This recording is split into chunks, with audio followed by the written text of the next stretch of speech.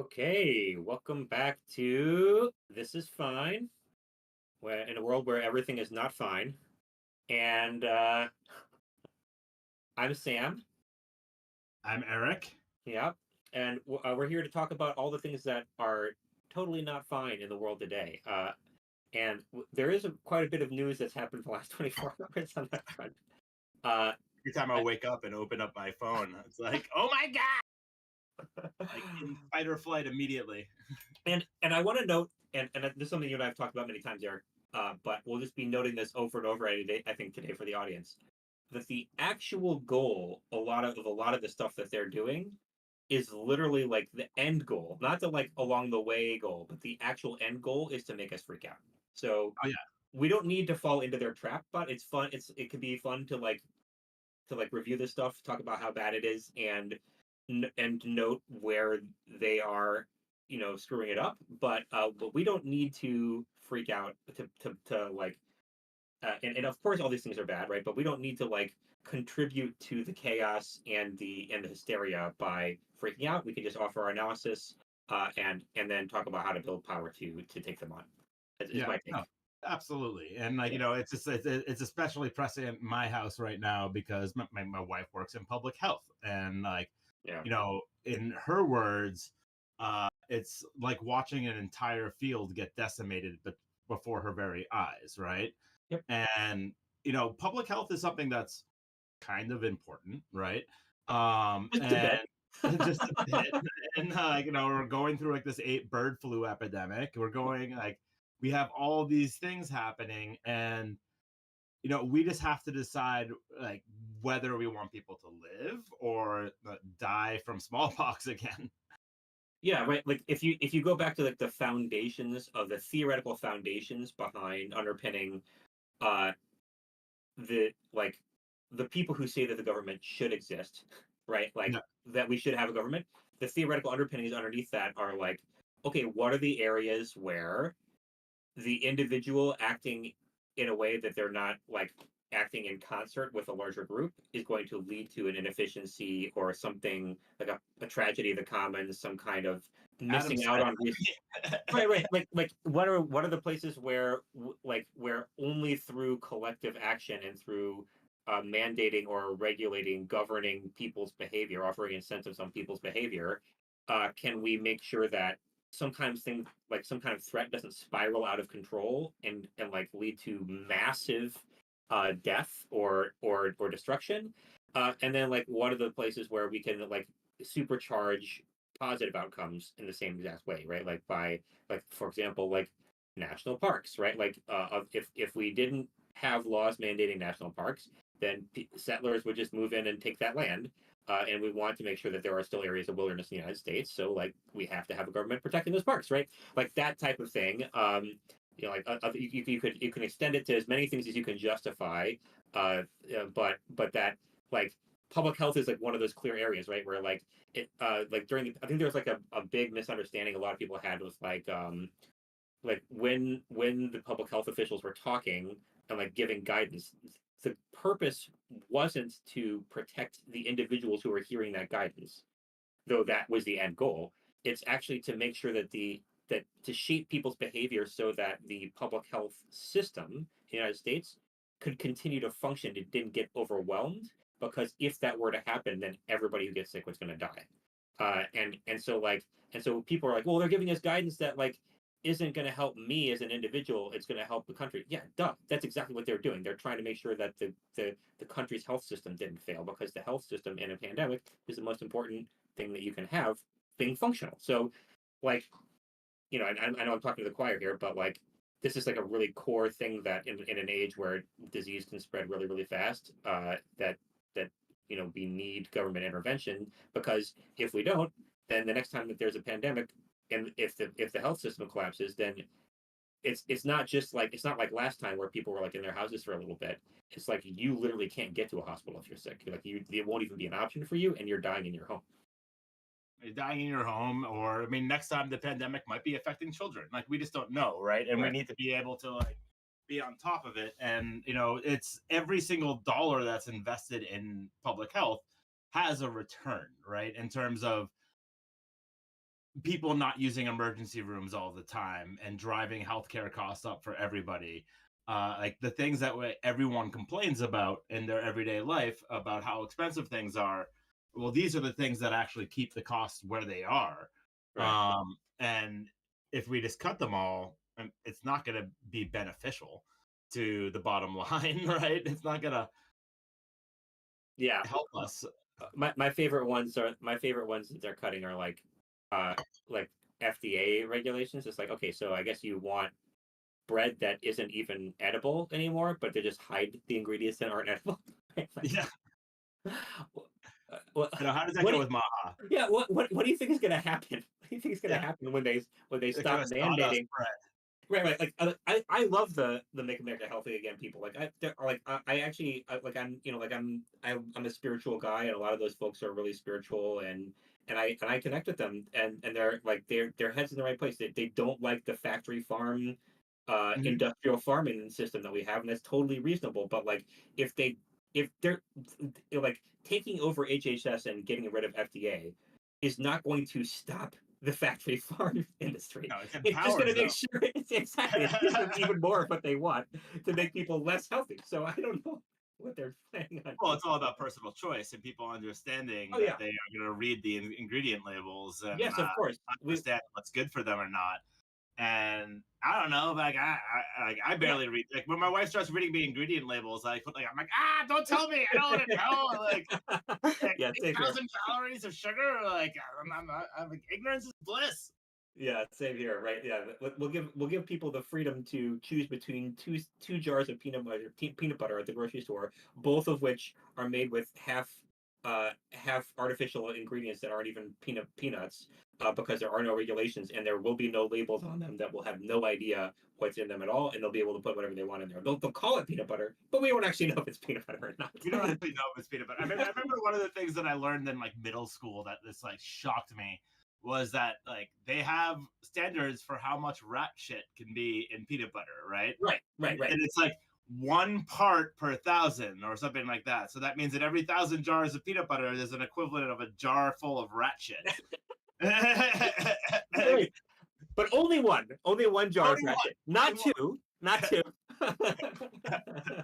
but only Yeah, one jar of ratchet. And like as I was making my daughter her peanut butter and jelly sandwich this morning, I'm like, yeah, yum. That little factoid always comes back to haunt me whenever I'm right. feeding my children or whatever. But there's going to be no rules in the number of jars of rat shit that can be in peanut butter now, Yeah, and no way to figure out if it's like half of your peanut butter is rat shit, or 1/1000th of your peanut butter is rat yeah. shit. Yeah, you could just maybe we could do like a brand test where we look at the color of the peanut butter, and like we can do a color gradient where we can analyze what the grayer it is, the more parts per million is rat shit. And then the more that it's like tan color, then we can know the rest of it's peanut butter.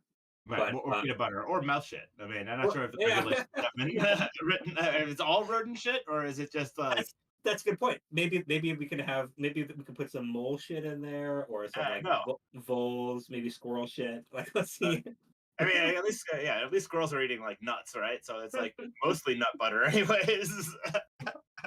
All right, I think we've beaten this one to death. uh, yeah. So where did we start this conversation? What were we talking about? But I don't know, something about like Trump being a king and like all Oh, that. Oh yeah, yeah. yeah, like, how he's freaking us out. Okay. Yeah. Okay, so he's trying to freak us out, right? So I think things that have happened over the last 24 hours. He had a press conference where he was standing next to a guy. It wasn't him talking, but he was just sort of standing there, sort of like he sat behind his desk pouty while Elon Musk was talking last week. But this Mhm. time he's standing all pouty, like next to this guy who's like asserting that they have an executive order that they put out um, where the president gets to decide what the law is. And I just want to note that the executive order, from what I interpreted, because he was talking about office. Let's actually just watch the video. Jay, do we have that video queued up that we could show? Okay, cool. Yeah, I think I put it in the chat at the 2 minute mark, which is the start of the segment that we're talking about here.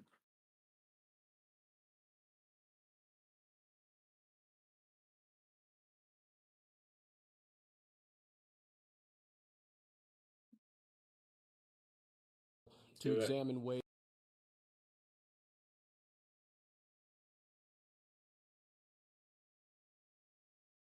Yeah, this is their attempt to troll us. I think we'll see what the video says.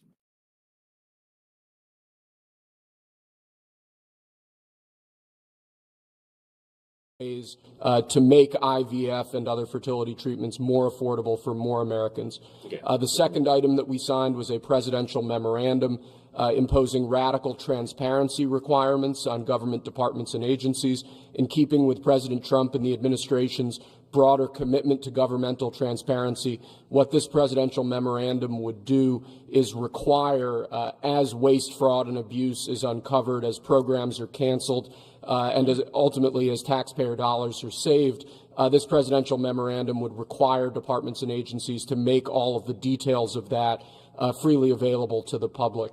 Lastly, we have another executive order that President Trump signed relating to independent agencies. This executive order would establish important oversight functions in the Office of Management and Budget and its subsidiary office, OIRA, supervising independent agencies and many of their actions, and also reestablishes the longstanding norm that only the President or the Attorney General can speak for the United States when stating an opinion as to what the law is. Okay, so the substance there that I'm gathering is that since you're talking about OMB, is the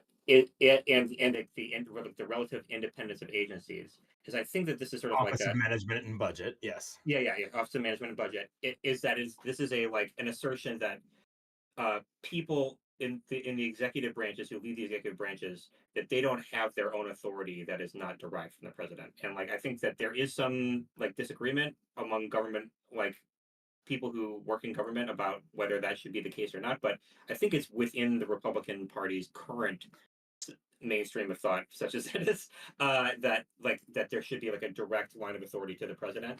So that wouldn't surprise me. The unitary executive, that's right. So that wouldn't surprise me. But the last sentence there, the last sentence that only the president can speak for the United States and decide what the law is, that I think is where the troll is, because nothing about about the Office of Management and Budget or OIRA or whether or not the agencies are independent has anything to do with what the law is. In fact, the president has very little role in stating what the law is. It's the legislative branch that writes the laws, and the judicial branch that says what those laws mean, and then the president just enforces them. And so there is some leeway there, like determining how to enforce the laws, and with like guidance to the executive branch agencies, right? But it's not. The president doesn't say what the law means, so that's factually incorrect. I think that even if Trump doesn't know that, I think this guy knows that. Whoever this guy is, right? He looks like one of those nerds who would know, right? So I think that any attempt that they would like, I think that this is a troll where they're trying to get us to freak out about something, and I definitely don't want to fall for it. But what's your take? Yeah, I mean, no, they're definitely trying to get us to freak out about it. It's same thing with like the tweets with like like I am king or whatever. Right. Long live the king. After he like trampled like states' rights and what they like and everything that has been a Republican shibboleth for at least my entire life. That's they're trying to get us to freak out about these statements and these things, right? Yeah. So that we look less reasonable, right? And he's started to have. I mean, there's some evidence that his approval ratings are dropping a bit. Like he's now like, the Ipsos Washington Post poll down to 43%, which was down from 53% just right after the inauguration. But I mean, still higher than he was most of his first term. Yeah.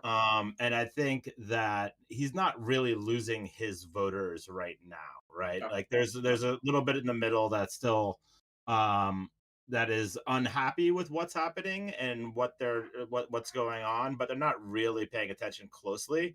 And so their goal is to have us look like we're unreasonable and freaking out about like things that he's about, because that's worked for him for 8 years. Right, and it'll also make it's also self-reinforcing, because if we, the people who his voters are trained to hate for no good reason, right? Like they've just been trained to hate us. If we are the ones who are freaking out about it, then it must be good, right? And I think that's like a really good wedge to work with. So I definitely am not interested in freaking out about it. It is factually incorrect, and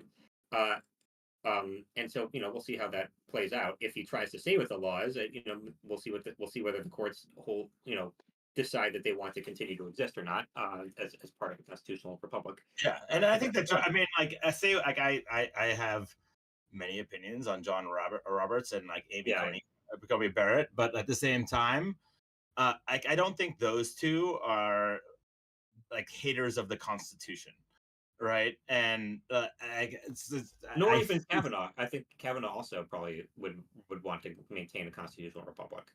Yeah, I think Kavanaugh might too. I mean, I have no faith in Alito or Thomas.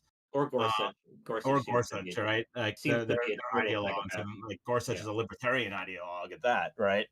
Right. Well, that can go in two directions. Some libertarians are like hardcore about the Constitution, and some of them are just monarchists who act like they're libertarians. So,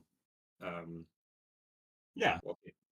Yeah, I mean, like that's what they. I mean, that's all the theory that they subscribe to. It's like the Carl Yarwin stuff, like Yarvin stuff. Yeah, Yarvin. Yeah, the like neo-serfdom or feudalism, and that we need a monarch. And this guy's not like a political philosopher or anything.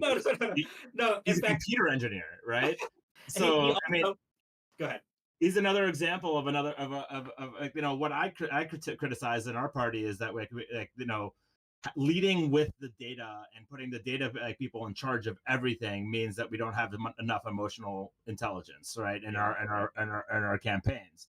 And I think that that's the same thing that's happening with these tech bros and Carl Yarvin. Like, none of these people really are good with individuals and people. They're good at understanding where sentiment is and pushing it in different directions, but they don't understand how these systems work and what downstream effects are of their actions. I just don't think they understand the social connectivity that exists and whatnot. And when you start firing and like people losing jobs and everything, it sours people because everyone has relationships.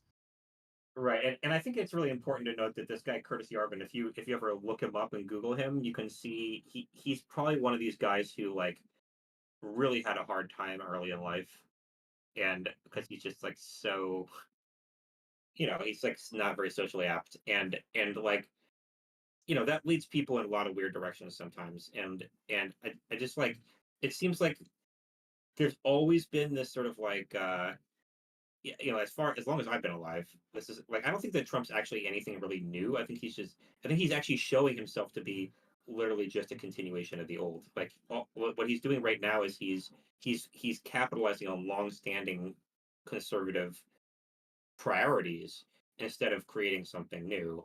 And it's more like Reagan Part 6 than like Trump Part 1, if that makes sense. But like the Republicans have always been invested in this like a framework of dominance and submission that governs everything. And I think it's really important to note that like all the stuff that they're talking about with Curtis Yarvin, it's all about who gets to submit and who's at the top. It's a very submission based. It's about men submitting to other men, and that structures all of society. And it's like like there's like I understand why they would be into that because that's like a really old frame for how everything used to work. But you just have to accept that if you're like part of this theoretical framework and you ascribe to it, that what you most want to do is bow down to other men and serve them, not for your own interests, but for theirs. And it's like, but going back to even the king thing, right? Like if Trump wants to be a king, like that's an archetype that's actually really well worn, that we all know what a king is. A king is someone who is powerful, absolute authority, and then uses that authority, has like the personal integrity to use that authority for the good of everyone, right? Like that's when we see in movies, we see what a good king is. Like look at like the Lord of the Rings. Like look at Aragorn, right? Like there's a guy who is very strong and capable, and then uses that authority for the good of everyone around him. And I think what Trump and all these guys are missing is that they're like clinging onto this idea of power and power alone. But they're missing that all the people that they're vesting with power currently, like you could have a theoretical framework about kings or monarchy all you want, But if the people you're pushing right now to lead that system of monarchy are some of the weakest people ever, weakest men with low internal integrity who can't tell the difference between acting out on their like psychological unresolved traumas from their childhood, or like or like putting money in their own pockets and looting the country. What's the difference between that and being a good king? Huge. The gulf is massive, and I think we just need to force people to confront that because it's so obvious. It's right in front of our faces, and I don't think we can lose on that argument once we start making people confront that. No, I mean, yeah, I don't think so. And I mean, like the Trump image of masculinity is so hollow, right? It's all like strength and nothing else, right? Strength and nothing else, and nothing else.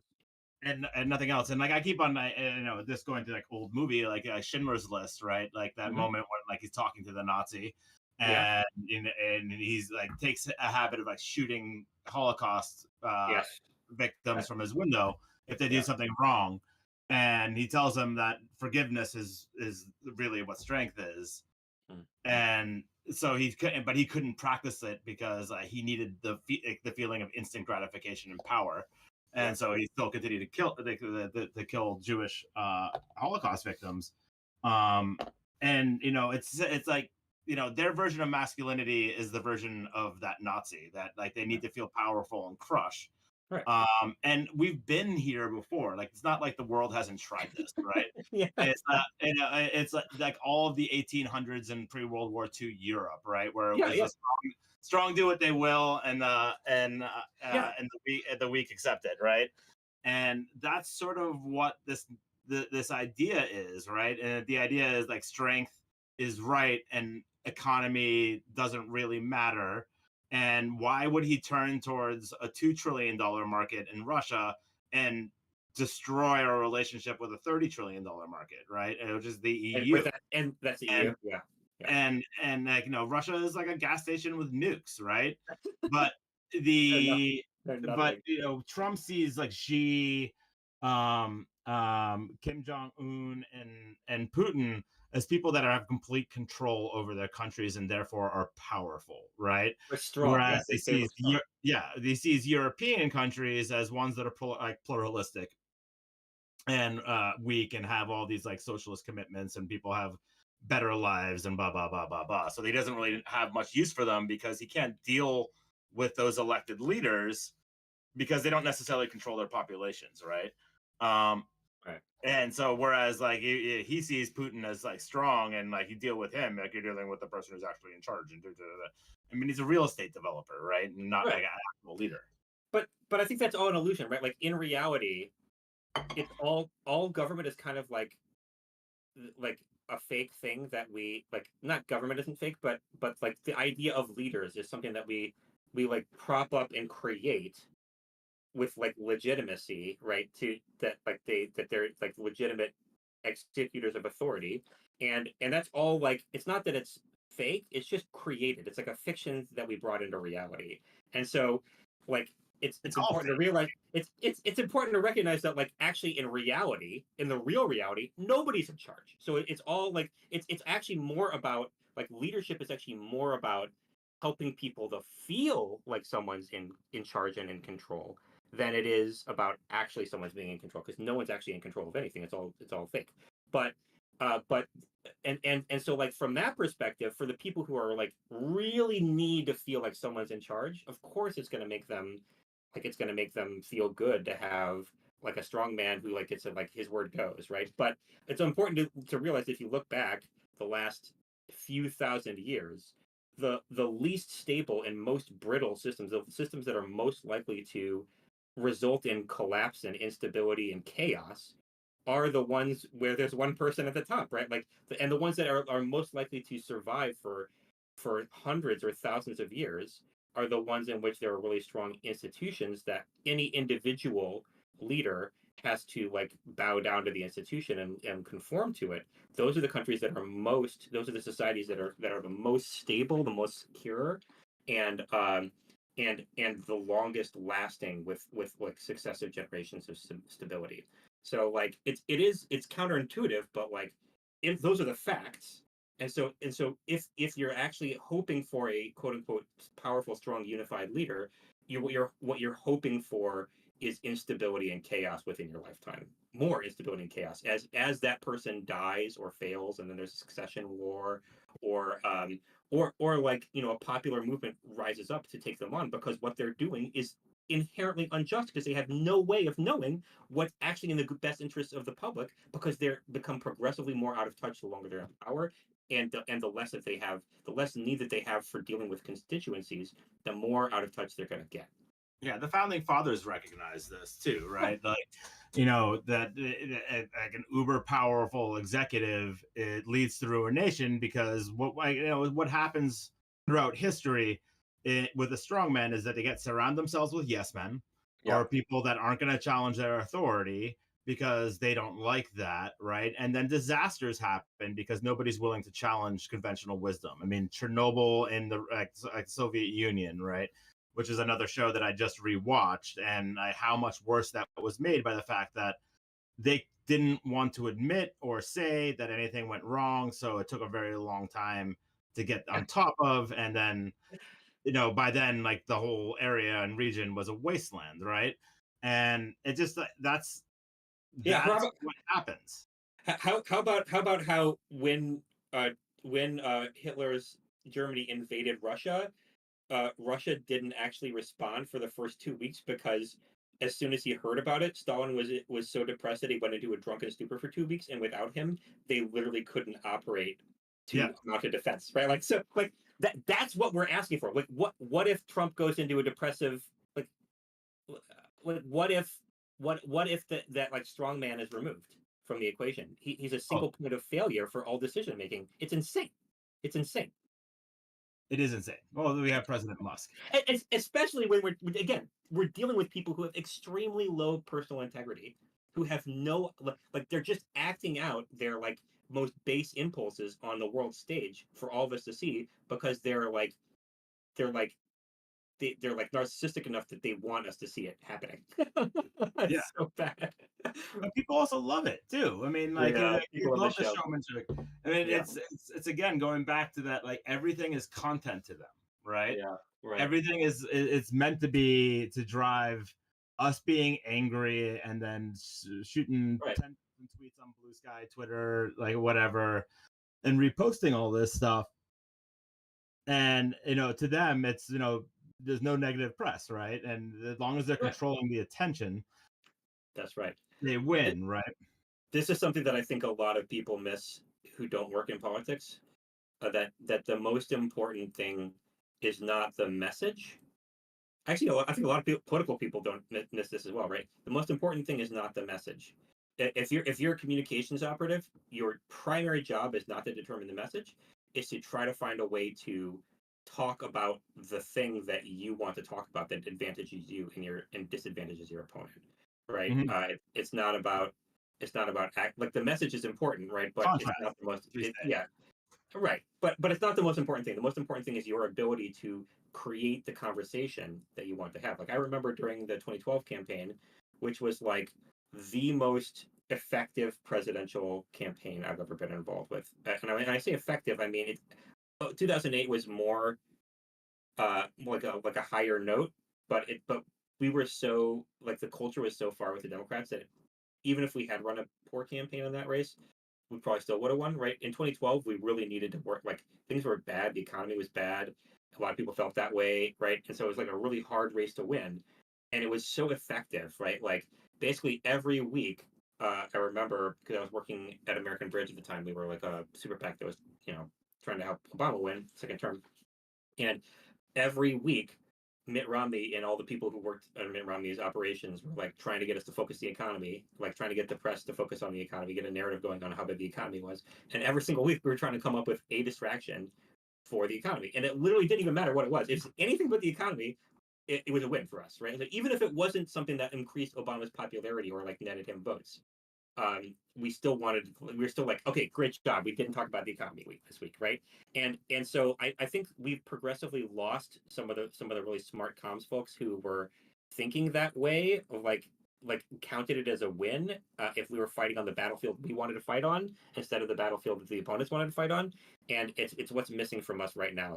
It's like some kind of martial, and I think it's because the press is gone, right? Like there is no national press. No one really watches or reads them anymore. Well, there's a And national press. There's no local press, really, right? right. Like, no, it's like all of that, like that has dried up. And I grew up in the radio industry, and it started in the '90s with the consolidation of media markets that you are allowed to own more than one radio station in each media market. So basically, that started a little bit of consolidation and a lot of like the pop culture programming. But when they completely deregulated ownership of media, Right.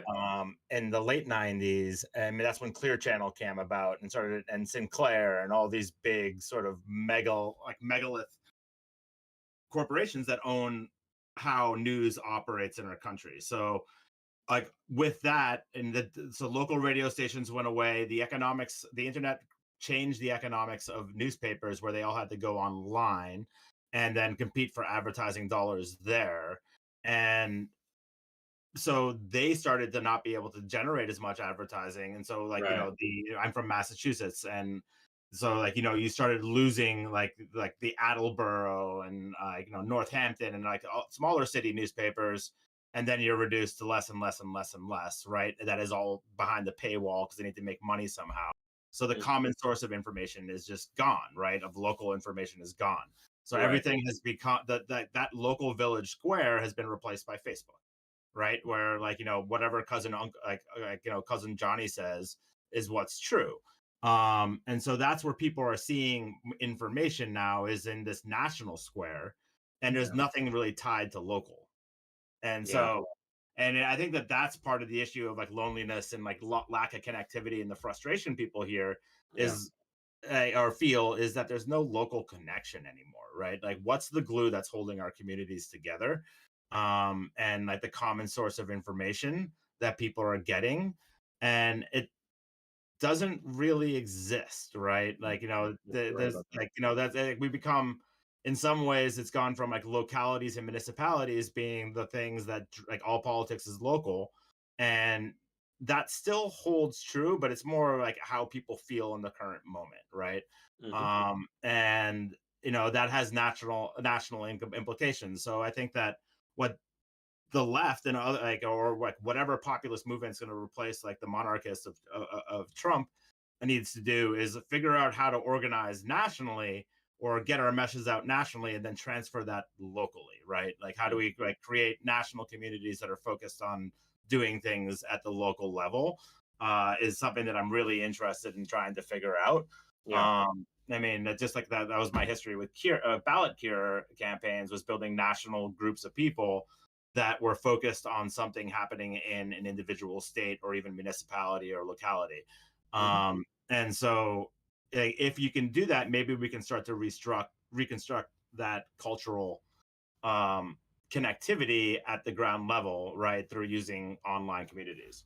Yeah, and I see PV Progressive Victory, the online community that we've worked on together, as like another potential experiment in that, but there's so much massive opportunity. I think you're 100% correct about what we need long term. Like I always think about the Rotary Club, like I mean, like that's exactly what we need. We need like something slow and plodding, and like people like go every Tuesday, and they just like like they're just involved, but it's like it's not something that's like meant to scale or make a profit in the next like 3 months.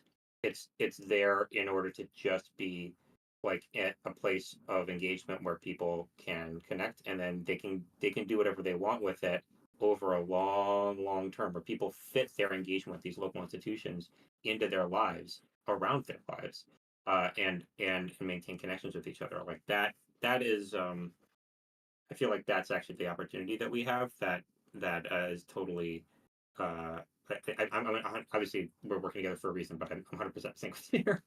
Yeah, exactly. I mean, like, how do we actually rebuild those connections? And I do think that fundamentally, like, most people, even those that voted for Trump, they're not bad people, right? No, of course not. Like they're scared, concerned. They have these issues, right? But most of them want to care about their communities and where they are. Like most of them care about like other people in their communities. So how do we, I mean, remove politics and accelerate that Yeah. and like engagement, doing things, and people just don't know how to engage. I think. I mean, it seems so Byzantine and crazy. It's like one of the things. Like the Democratic Party doesn't have a lot of young people on the state and like city committees, because like what kids don't want to go to like a town committee meeting and like listen to Robert's Rules with a bunch of 80-year-olds who care about this stuff day in and day out, right? Yeah. Like that's not what it is. Like we need to have opportunities for people to get engaged immediately, right? Like not like through like a whole process. Yeah. Yeah. Well, what we have up here now, this is a Project 2025 tracker. Oh yes. This Yes. is this showing on screen, Jay? Yeah, I believe so.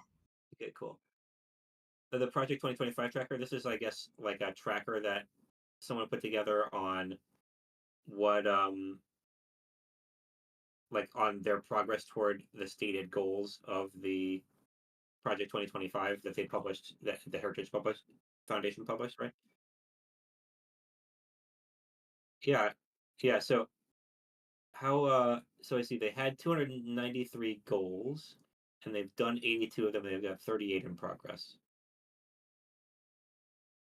I mean, they told us exactly what they wanted to do. Yeah, and it's a funny piece is that they straight up lied during the election. I remember Michael Knowles after the election being like, "LOL," on Twitter, like, "LOL." I guess now that the election's over, we can all just admit that is the plan, and we're gonna do that plan, right? Like, and like nobody cares. Like nobody cares. I think that it's about how cynical you are, right? Like, I think that at a certain like, and that's why they can do things that like, encourage corruption and get away with it. I think is because people just expect that everything's going to be corrupt, and so they're like, okay, right, this is just exactly They've what I been expect. conditioned for years saying that like everything's corrupt, and like that Well, they're I think wasting that their money. We're spending $50 million for like Hamas condoms. And yeah, like, it's like it's truthy, right? Like it's going to Gaza, Mozambique, and like in order to fight like the spread of AIDS, and like no matter what, even if it's like that, like people are still gonna be like, why are we spending $50 million on condoms? That seems like a lot of money. But I mean, the issue is the reason why we don't have huge AIDS outbreaks here is because we're trying to control it there, right? And yeah, the like, companies that make the condoms are American companies, and they're getting those contracts. and we're buying American condoms. Like Yeah. Trojans is stoked, and we're sending them overseas, and we're keeping jobs in America, and we're doing all the things that make America great. Yeah. But at the same time, it's like it sounds wasteful to people because like they don't have $50 million, right? And they're certainly not the buy condoms. Like they should just not be having sex, right? Right. Which is like crazy and It's not very gonna ever. easy for people to say that. Yeah. It's really easy to people to say that, but you live in a country without like TV or anything to do to entertain yourself, and like, Yeah. Well, okay, so I don't know. I mean, I think that we just have to acknowledge that like that the purpose of, and this is my perspective, the purpose of Project 2025 is basically to end the industrial state. It's like we started this period of history that we've existed in for all of our lives. It started um with the New Deal and World War II, and then it's been sort of like carrying on this arc, and now we've come back down to where now it like assuming that they're going to make their progress on Project 2025, they're just going to erase the New Deal and all the things that came out of World War II. Still have not seen an articulation for what they want the future to be like. I mean, I think I've seen a little bit of like a return to traditional values or whatever, but I think it's important to recognize that like those values were like those never existed. Like it's all they're like making them up based on what they assume people were doing a few hundred years ago, but probably weren't, right? Like nobody was ever following these traditions. Really, it's all just sort of like made up. Like like the nuclear family is like a very recent invention from the 20th century. So like if they're talking about like going back to tradition, the nuclear family wouldn't exist. So I really don't know like where they're going exactly, but what is clear is that whatever they want to replace this with is all about coercion. They want to force people into decisions, and they want to force people to make decisions in the way that they want. Yes. And so that from that perspective, I feel very comfortable saying that it's not. I do not feel comfortable with it, and I don't think anybody should feel comfortable with it because coercion is more. We don't need more coercion in society. We don't need people taking away choices in society. We need more. What I think people want is more freedom and power to determine the course of their own lives because we can trust them to do so because people are trustworthy about when making decisions in their own lives. And I've seen Republicans historically making these claims. I don't know if they ever believed them, but I certainly do. Yeah, I mean, it is coercion. Americans generally have not responded well to that level of coercion once it gets exposed, and that's why they're trying so hard to own all the media systems. Um, Right. but I mean, I think it's hard. They want a propaganda. Yeah, I think it's hard at the end, right? Like at the end of the day, I think it's hard in a really diverse country to do that. It's why they're going after like diversity and DEI and all this other stuff, right? Like they want to control the media. They want to end the empowerment of marginalized groups, and they want everyone to work in their own little oligarchy, where they're beholden to them for healthcare, food, whatever, and then the government is run by an AI system that they get paid to maintain. And I mean, that was like the original promise of crypto too, was that it was like trustless and that you or like weren't going to be coerced and all these other major things, or that's what they were trying to communicate with it. And I just think that like that's more where America is than like no, everyone needs to be a Christian nationalist and Yeah, like well, believe in a set of things. I mean, but like fundamentally, what they're talking about is like the victory of centralized systems. It's much more like communist China than it Yeah. is what we've had in America, right? Like that, it is officially it's like it's pretty much is communist China because they're talking about the implications of what they're talking about doing are establishing a social credit system, Yeah. uh, and then forcing and then huge state propaganda and surveillance of the population. Like that's the goal that they have very Yeah, they clearly at want to this become China. I mean, like that point. level of control over the populace is what they really want to have. It's amazing to me because you look at China, and the only reason it was able to grow so quickly is because it had billions and billions of people. Population is sort of is one of the biggest drivers of GDP. GDP growth, yeah, yeah. Yeah, I mean GDP growth, right? And because of American companies went over there and like gave them all of our tech, and now we're just like, okay, no, that system of government is actually better, but it's not because it stifles creativity, it stifles individuality.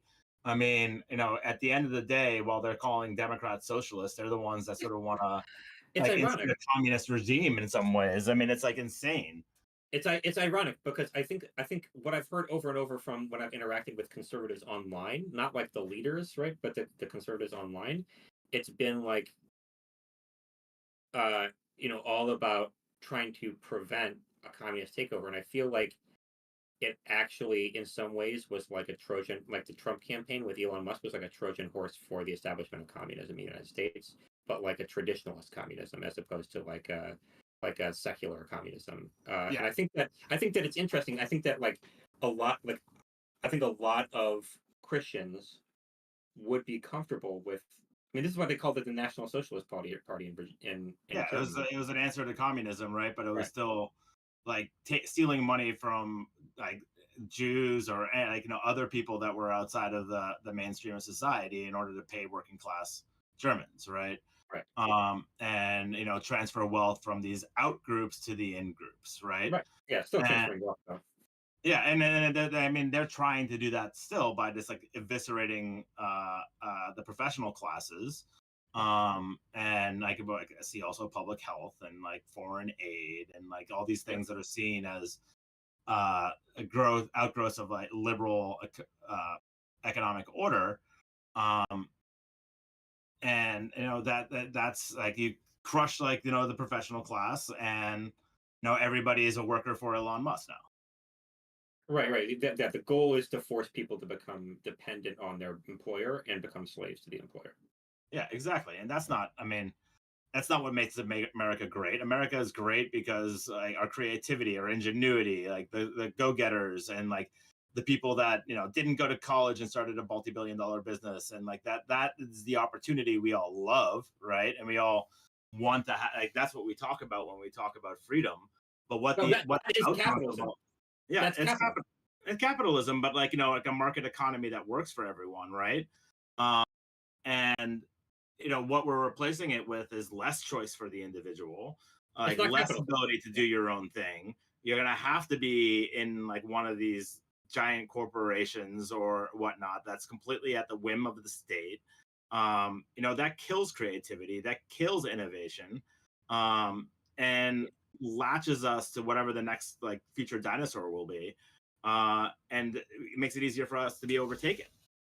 How how um how crazy is it that, like, if we're talking about like science fiction analogies, they're like basically trying to create Cyberpunk 2077 with mega corporations and stratified society, like that they're actually purposefully picking a dystopian world, future world, and like they're like, we want to go there. Like, Yeah, it like, is cyberpunk. it's crazy. It's crazy that they're like, this is the ideal world. Like, are like And what like could cyberpunk, possibly they're gonna deliver it broken, right? right? So you can't play it for a year. Exactly.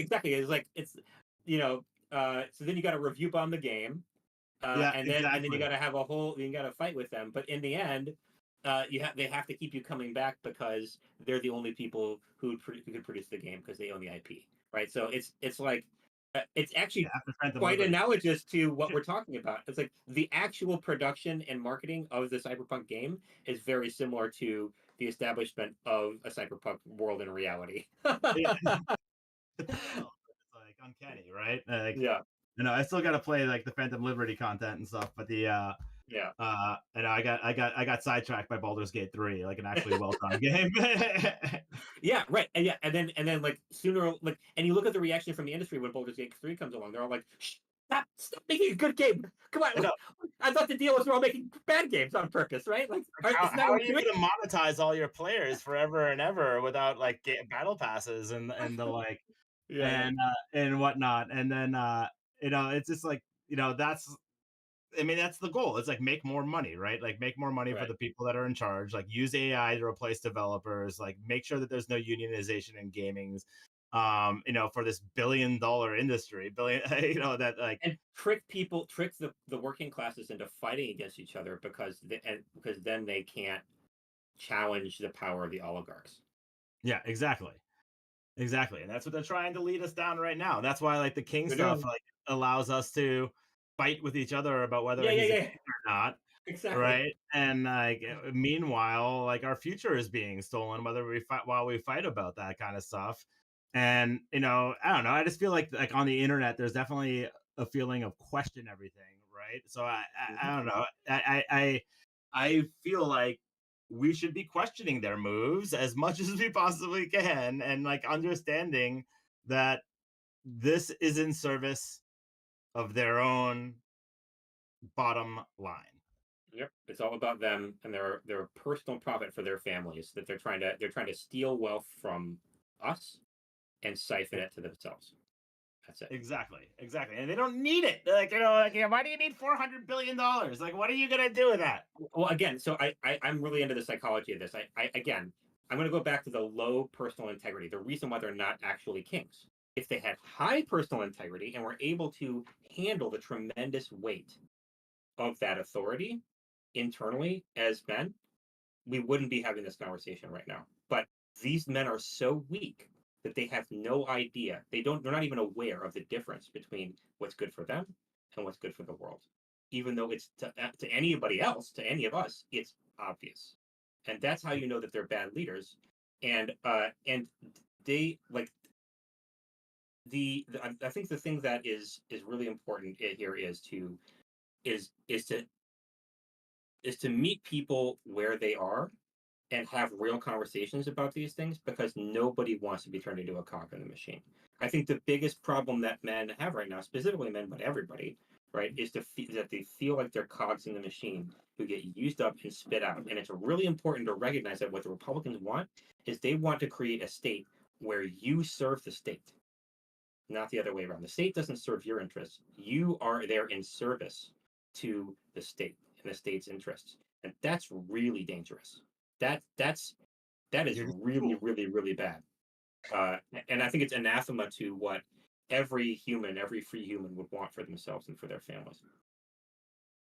No, I Okay. definitely think it is, but I think a lot of people also want security, right? Yes, And yes. that constant They're play feeling afraid. security. They're feeling afraid, and I think that fundamentally that includes the people we're talking about. These once you start, if you look at psychology, yeah, like you can do. They've done a bunch of experiments where, if you give someone $500 and they can wager that money on a bet, they're much less likely to take the risky side of that bet. But if you say, okay, here's $500, but you don't actually get it. It's like given to you. If you win the wager, people are willing to do lots of risky stuff. So it's once you already have the money, the risk aversion spikes. You start to get more afraid. The more you have, the more afraid you are, and the less you have, the less afraid you are. Past a certain point, right? Like once your basic needs are taken care of, and so like in some ways, what this is an alliance between groups of people who are in really deep fear about resources. The people at the top are super afraid because once they have money, they're like deathly afraid of it going away and getting taken away.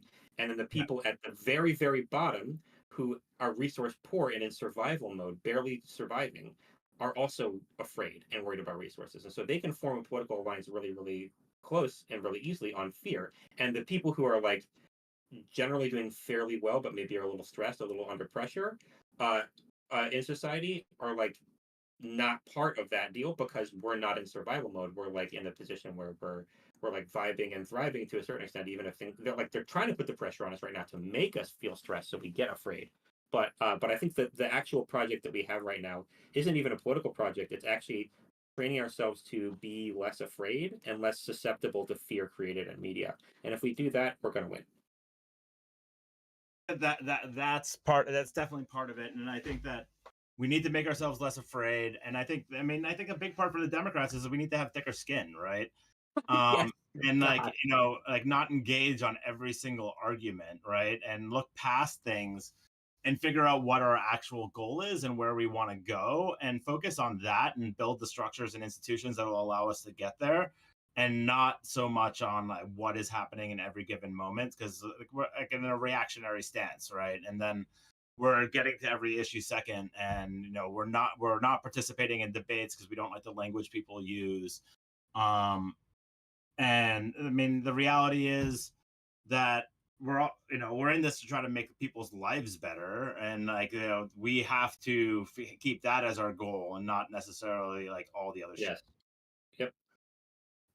Okay, do we want to move on and talk a little bit about Ukraine before we end this? Yeah, let's talk a little bit about Ukraine, which is like, the most other news of the day from yesterday. World. The headline says it all. Trump says Ukraine started the war that's killing its citizens. What? What are the facts? And like, what are the facts? Asked the AP. What are the facts? Like, what's going on here? Well, Russia invaded Ukraine. Yeah, I don't like. I think the choices that Russia presented Ukraine were either surrender or die. So, like, of course they chose, we're gonna fight you to the death, right? Like, duh.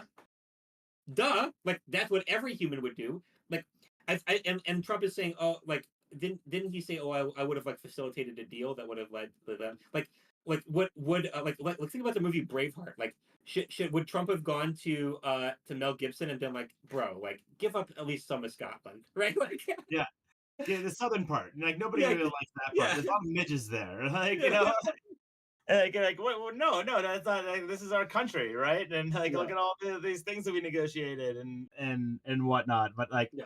no, we would have gotten rid of the war by giving away half of the country that's not ours.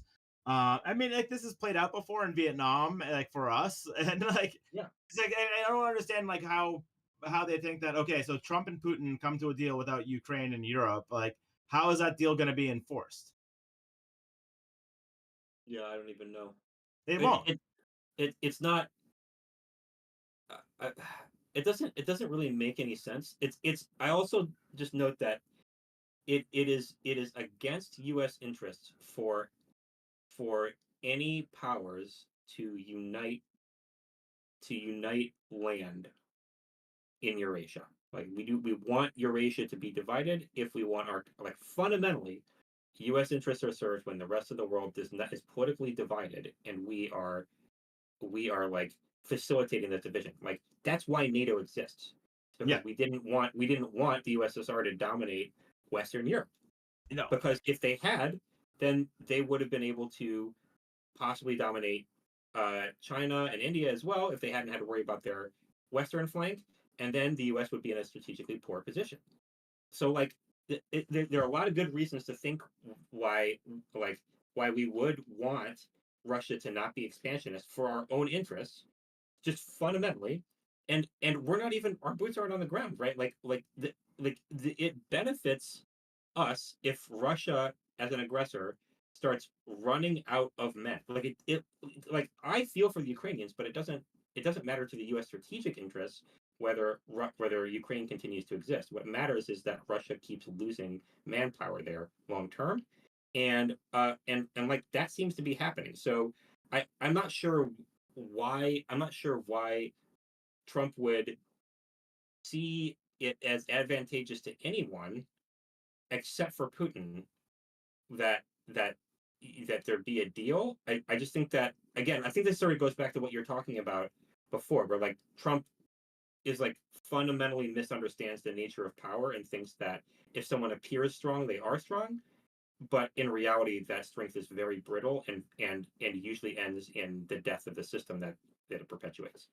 I think that they think that they could, the strong men of the world are going to divide it up, and Europe will become a vassal state of the United States, and then Eastern Europe back to Russia. China is an exerted sphere of influence over wherever, India, whatever, they want to take over Taiwan, etc.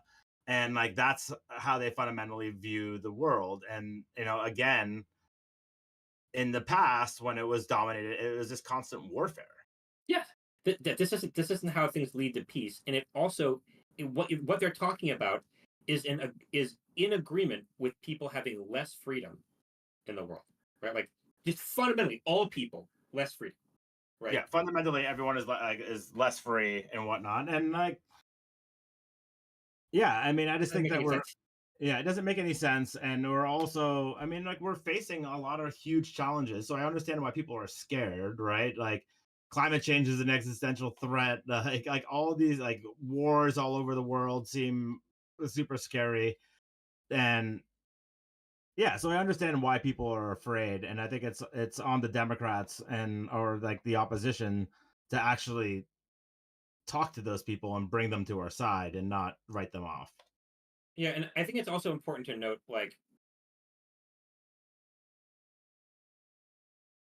during the lead up to World War II, it looked like these authoritarian governments were on the march, just like they are now. Yeah. And it looked like things were going to go in that direction, and people were just jumping on the bandwagon because they saw the trend, and they were like, "Oh, well, this is going to continue." People are really, really, really bad, really, really bad at analyzing trends, because usually the moment at which the most people are willing to jump onto a trend, they think it's going to continue, is actually the moment that it's about to stop and reverse. So. It's the market, right? They make all the money off people jumping in at the top, and then everyone else sells out, and then everyone else is left holding the bag. Right. So this viewing this return to authoritarian thought as inevitable is a really, really bad way to think about the world, because it's happened so many times before and ended up like it happened with Napoleon too. Like everyone thought Napoleon was going to take over Europe until Britain defeated him, right? Like Yeah, everyone thought the French Revolution was going to usher in this like new era, and then I got like Emperor Napoleon, and like it's like these things shift, and what our responsibility is, like, what is the next paradigm? What is the next thing that's going to be? Not necessarily fighting in this paradigm, right? Like, exactly. I think that the world has changed fundamentally, We can't go and back. we're not going back to you know, like what it was beforehand. No. And what does come next? What is the new order that we want to Yes. focus on? Because I think we've established well that like Trump doesn't know what he's doing. He hasn't done a good job, even maybe in his own head, of articulating what comes next after he's done a really good job of destroying things. He's never done a good job of creating new ones. And I think that trend is actually like I think that he did that was like an aspect of his first term, that he's good at destroying things, really bad at creating things. And that is actually even more so like that this time. Like they like with that tracker, like they're well on their way to doing everything that they were going to do to destroy the industrial state. Like what comes next, nobody even knows, right? And they're not even like I don't think that Trump knows. I think Musk has an idea of what he wants, and it's evil. We've already talked about that, right? But if it's not that, then what is it? Because Trump doesn't have any fucking idea. He has no idea what he wants to be next. He just wants to be known as the guy. He just wants to not be in jail, right? Right. Yeah, that too. Right. He wants to be acknowledged by the oligarchs because they've always told him that he's not good enough to sit at the table. Now he's there. So that's what he wanted. Right. But he's also like he's there sitting at the table. He's just giving all the power to the oligarchs. Exactly. Right. He's just like he's he's under the table fluffing them while they like shower him with praise and attention like he's always wanted. So like I think you're right. Like we have to be thinking about what's next. We can't go back. Has to be something new. What is the new? And I think that's a really good place to start because it's a time horizon that we can work with, or we got a little breathing room.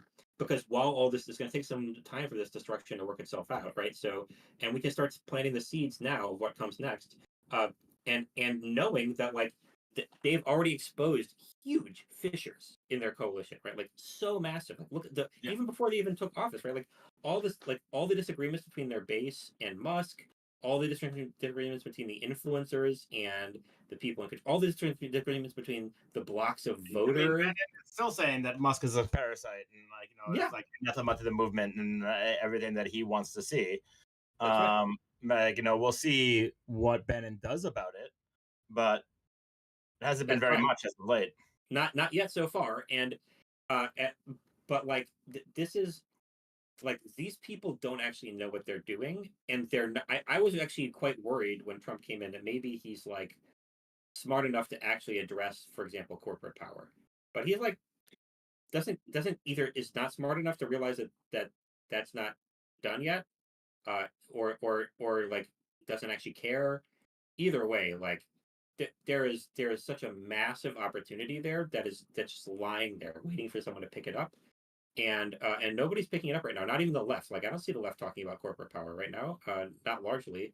I see Bernie's doing it every so often, right? But he's not running for president anymore, and like I don't see influencers on the left talking about corporate power. I see them talking about important issues like Gaza and climate change, right? But I don't see people addressing where the political opportunity is. And that's I think where like I think we haven't seen that shift yet, but it's inevitable because if it's there's such a giant sucking sound there for someone to or multiple people to like come to that space and occupy it because it's where people actually want to be, and it's going to lead to success on the internet. Like that's how you're going to get popular on the internet, is by talking about corporate power. Like that's a huge opportunity, and it's an ideology bridging opportunity as well. So I see that as sort of like massive and inevitable, but I don't know what's your perspective, Erik? I mean, I think that's right, and like the things that they're gonna do. Like there was this thing in the New York Times this morning about like they want to like institute like this pricing scam that uses facial ID to charge you based on like your gender, race, whatever, a different price for a can of Coke, right? And wait, like what? I didn't hear. Wait, say this again for the audience. Wait, what? And me. What do they want to do? So the goal is like so surveillance pricing is what it's called. So like when you go to like a Kroger's or something, what happens is like it scans your facial, like it scans you, has your consumer history, and decides what you should pay for that can of soda based on your spending history, like what you do in order to maximize profit, right? But of course, that's just secret algorithm. So it's actually introducing externality into the market, making sure there's less free market action there. Yeah, exactly. Right. Yeah, and so it's it's insanity, right? And like nobody wants to have all their data like owned by like the evil AI companies so that they can charge you based on make everyone just as poor, essentially. Like like what do you mean you need $10 for this Diet Coke? Am I gonna have to like hey Mister people outside of Giant and be like, hey, will you buy me a 12-pack of Diet Coke so that I can get it for $8 rather than 23? Like this is actually crypto's moment. If like this is what they've been talking about, right? So if crypto is going to make a move, this is it, right? And if they can't, then they never had the promise to do it in the first place, right? But this is what crypto is made for. It's like I own my data, I custody my data, and I'm not going to give it to a third party, even if that party is a company, right? Like I feel like this is it's a data moment, right? Like a data privacy moment, and like that like they have everything on us now, right? And the government, like up to this point, everybody who's a critic of crypto could be like, well, the government should be regulating this. Like, why would we rely on unproven crypto or whatever? Because the government can regulate this like surveillance pricing out of existence, right? Okay, well, the government is now owned by the enemy who would like to see the surveillance state and surveillance capitalism. So like, this is it. We can't rely on the government for help, and we need to have data privacy. So who's going to do it? Yeah. But yeah, that's one way to talk about it. As we pull up this article about calls for Millet's impeachment over the crash of yeah, that's another idea. So actually, what is this? So he endorsed the Libra crypto token, and then it collapsed. So he's rug pulling his own populace. This is crazy.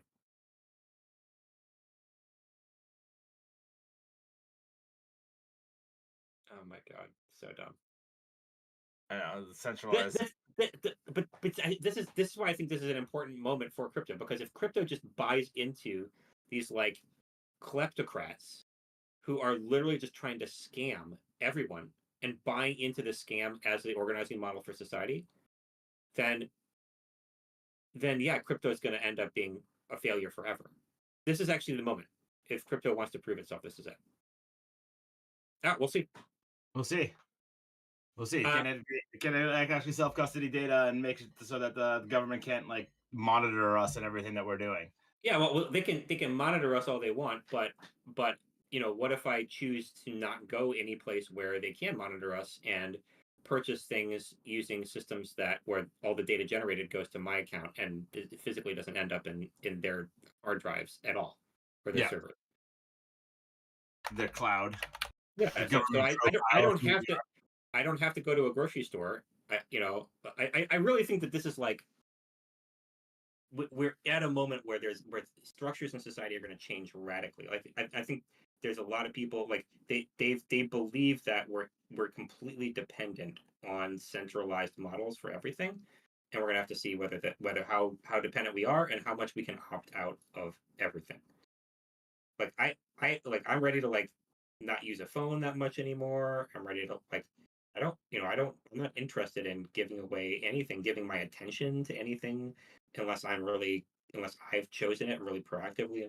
I don't know. I'm sort of riffing here, but I like my Audible books a lot.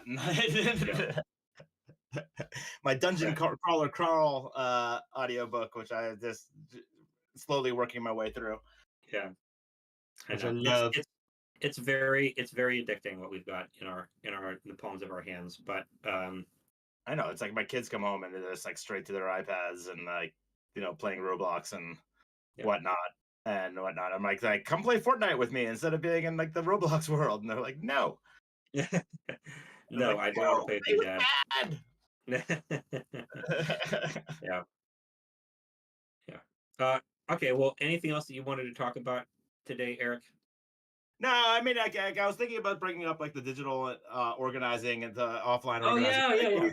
yeah. We should probably let's save that for next week because I think it's actually more in line with I just think that we have to rethink how we do organizing, period, and that like to where people actually live and where they are and how we can easily reach them and have these conversations. And up until now, like the two streams have been completely spit, or like we thought of digital organizing as like communication at people problem, and we need to be thinking about it as one of the primary vehicles to reach new people, right? And get buy-in and actually empower these communities and people to do things that they care about, and not necessarily like doesn't have to be politics per se, but just getting people engaged, right? I think is like the answer to like all the problems that we have now. So we'll talk about that next week. But yeah, that sounds great. I'm looking forward to it. And thanks, Jay, for your help. Thanks to everybody who decided to join us on our ramblings. And see you all next week. See you all next week.